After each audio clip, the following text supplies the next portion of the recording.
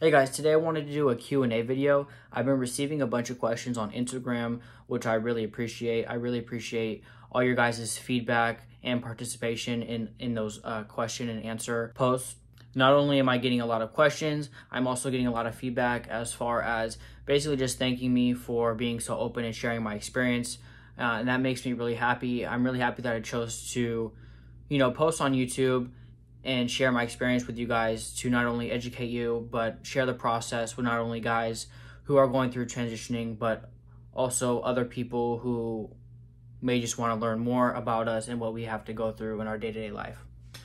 So here I have my questions on my iPad. The first one is in regards to phalloplasty. It says, did it hurt? If so, how bad / what was the healing process like?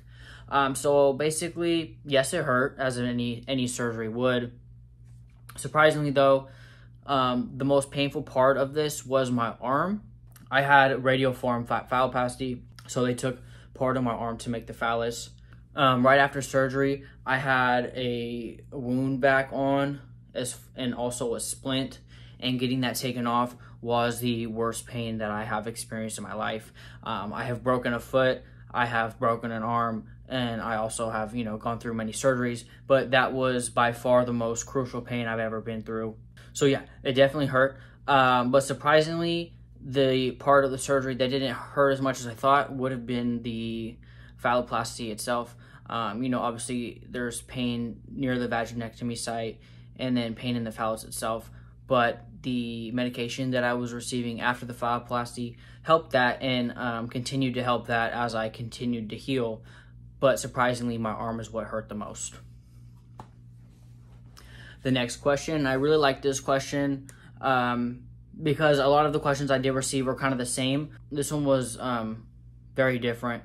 This one says, how can I support a man after phalloplasty?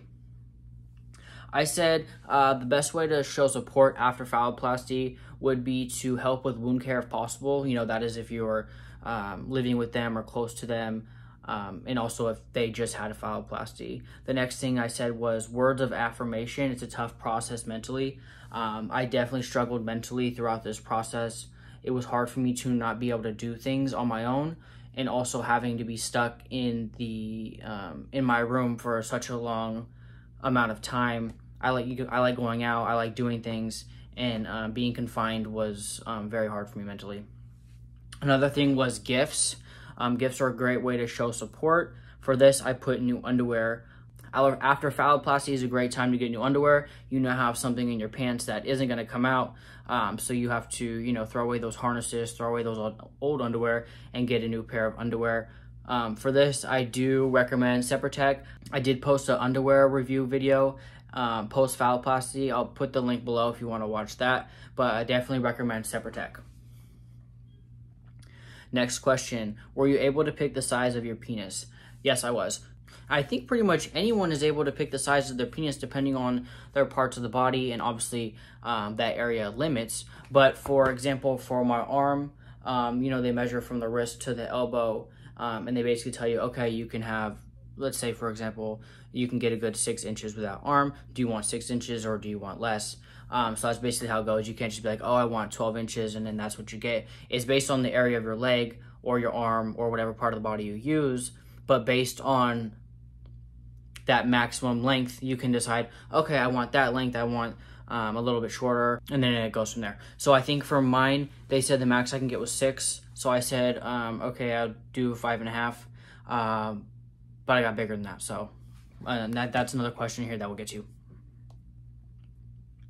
Did it hurt? Yes, I already answered that. But yeah, it is definitely a rough recovery, and I would definitely recommend taking it easy, taking it slow. Just try to relax, and don't try to rush anything because this is a big surgery. You have a lot of wounds on your body, and trying to do things too soon can cause complications. This next question said, is it better to have phalloplasty than metoidoplasty? Because I'm thinking of getting metoidoplasty instead. So basically for this, it kind of depends on what your goals are. Some guys, really are interested in having phalloplasty because they want to be able to have penetrative sex. For that, you can't really get metoidoplasty because the penis itself won't be that long. In some cases, guys really want to be able to stand to pee. I know for phalloplasty, you can stand to pee if you get urethral lengthening. For metoidoplasty, I'm not quite sure how that works. I know some guys get urethral lengthening with that, but I think it just depends on the amount of bottom growth you get and how big the metoidoplasty penis is itself. So for this, I can't really answer what's better for you or not. It just depends on what your preferences are, what your goals are, what will make you happy. For me, my most important thing was being able to stand to pee and then being able to have penetrative sex. Also, phalloplasty penises are larger than metoidoplasty penises, so if that's important to you, then obviously phalloplasty is the way to go. Next question, are you able to come during sex? Yes. So before phalloplasty, I heard that there was a myth that you cannot orgasm after phalloplasty. I know a lot of guys hear this and it kind of deteriorates them from wanting phalloplasty, but I can tell you that that is not true. Yes, you can orgasm, and from my experience, the orgasm is a lot stronger after phalloplasty, so definitely worth it. It is better. Next question, can you feel your penis, or what sensations do you have now? So for this question, at 1 year post-op, I would say that I do have about 70% feeling back in my phallus. For this, I do not necessarily feel any hot or cold temperature. I also don't feel like any texture or anything like that. The only thing I feel is touch. I have touch sensation up the shaft, on the tip. I have, touch when moving it, when feeling it. I have both tactile and sexual sensation. However, like I said, I only have touch, so I would put it about 70%. They do say that it can take several years to get all feeling back, and you also may not always get 100% back sensation. Oh, next one is not a question. It just says, thanks for being open about your experience. It definitely helps. The reason why I do this is to help others. When I started transitioning, I went to YouTube and I watched people talk about their experiences and what they go through, and I kind of related to them that way. I kind of learned about myself and what I watched in others. So I kind of wanted to give back and do the same thing. I also know that a lot of people don't talk about the surgeries. They don't talk about phalloplasty as much as they talk about top surgery. They don't talk about phalloplasty as much as they talk about taking testosterone. So I definitely wanted to showcase phalloplasty in a light to where guys can, get information that is much needed. Because in my case, I think I only saw 1 or 2 guys on YouTube who actually posted about their phalloplasty. I learned a lot from that, but I also wanted to be able to share my experience with others and give to them what I got from other guys on YouTube. So you're definitely welcome, and I hope I can continue to help others. And this one says, how do you feel about your results?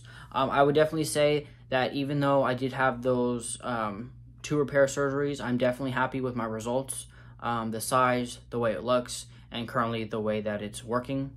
100% right now, peeing from my phallus perfectly fine, so I'm currently definitely happy with my results. The next question I have is, how were revisions and how was recovery different from the original surgery? So for my revisions, it was supposed to be done in 2 stages. The first stage was to cut a hole in my scrotum to allow for urine to come out. This would be kind of like a plan B type of situation if my urethra narrowed again in my phallus itself, allowing for me to pee through the hole in my scrotum. I kept that for 4 months while the urethra healed, and then my stage 2 was to close the hole that he made in my scrotum, and then now for me to pee solely from my phallus as normal. So for those surgeries, they were way less invasive. The only part that was cut open was my scrotum, and then also a little piece of skin from my abdomen area. That skin he used on my urethra. But yeah, these surgeries were way easier to heal from compared to phalloplasty. Phalloplasty healing time, 2 to 3 months, easy. And then these ones were several weeks. I am currently about a month actually post-op my stage 2 urethroplasty, where he closed that hole in my scrotum, and I've been peeing 100% through my phallus for about the past week. So yeah, definitely this recovery was a lot easier than phalloplasty itself. Phalloplasty, you know, I was recovering wounds from my arm, from my leg, from the phallus itself, from the vaginectomy area. There was just a lot of things going on, and it took a long time to heal. These 2 surgeries were way less invasive and a lot easier to recover from. This one says, how big is your penis? So I have not measured since 3 weeks post-op, so it's definitely been a long time. But at that time, I was 6.5 inches in length and 6 inches in girth, so like around 6 inches. I definitely need to measure again, so I will answer this question again. But previously, I was 6.5 inches and then 6 inches in girth. This one says, how long was the process from the first phalloplasty appointment to now? So my first phalloplasty appointment was my consult. So that was with Dr. Michael Safer. He was at the Crane Center at that time. So my first consult with him was October 2021. Basically at that appointment, we talked about phalloplasty, we talked about my options, and then the fact that I needed a hysterectomy. So I then had to go to my primary care provider and tell her that I needed a hysterectomy for my phalloplasty. I was then referred to a OBGYN. I had a consult with her. I scheduled my hysterectomy with her, and I had that January 2022. So from my phalloplasty consult to my actual hysterectomy surgery was about 3 months. And then for that, I had to wait 3 months of a healing time between my hysterectomy and my phalloplasty. That was a requirement by the Crane Center itself. So after my hysterectomy, I had to wait 3 months. At that point in April, which was 3 months later, I did have my phalloplasty, April 2022. I had several complications, and I had my first repair surgery, October 2022, and then my second repair surgery, March of 2023. So it's been less than 2 years, so like a year and a half. I had my phalloplasty, I had the hysterectomy, and then I had the 2 repair surgeries. So for me, the process went pretty quick. I know a lot of guys around the country or around the world in general wait a long time for phalloplasty just to even get a consult. Some guys wait, 1 year to get a consult, 2 years to get a consult, 2 to 5 years to be on a list to get the phalloplasty. And in a year and a half, I had everything done. So yeah, I'm very thankful for that. This one says, who do you consider to be your biggest support person? I definitely would say my fiance. When we first got together, I was a couple months away from having my phalloplasty. And she knew I was trans at the time, but she obviously, didn't know that I was having surgery or that I hadn't had it yet. And she was very supportive about my decision and what I wanted to do, and she has been very supportive ever since. She's taken care of me. She's helped me with anything that I needed throughout the past year with my multiple surgeries, and it's definitely been my rock. So she has been my biggest support out there. So that's all the questions I'm going to answer for now. I have more, but I'll save them for another video. If you want to follow me on Instagram, I have been posting a lot of question and answer polls, so feel free to reach out to me at any time with any questions that you have. If I don't answer them right away, I will be answering them in a video like I am doing right now. I've been trying to create as much content for you guys as I can. I know for me, when I'm watching someone on YouTube, I like to binge watch, so I watch video after video after video. So I want to give you guys as many videos as I can. If you guys haven't tuned into my podcast, Education Through Experience, another video will be coming out this Tuesday. Again, I have videos coming out every Tuesday. I interview multiple guys a week, but I'm posting it on every Tuesday, so make sure you tune in for that. If you haven't subscribed, make sure to subscribe and turn on your notifications to get notified when that comes out. It's going to be Tuesday, 10 a.m. Pacific Standard Time. Also, if you haven't heard, I also have merch available. You can go to my YouTube and there's a spot that says store. Some of my products are on there. If you just go ahead and click one of those products and click the link, you can view my whole site and all the merchandise is on there. You guys can also support by becoming a member to my channel. You'll get exclusive perks such as badges and emojis to my channel. You can also get priority responses, one-on-one video calls with me, and then follow on social media. You can also give me a super thanks if you really enjoy this video, or subscribe to my Patreon and see pre and post-op pictures from top surgery and phalloplasty. If you guys have any questions, again, feel free to hit me up on Instagram or comment below. Thank you guys for watching, and I'll see you on Tuesday for another episode of Education Through Experience.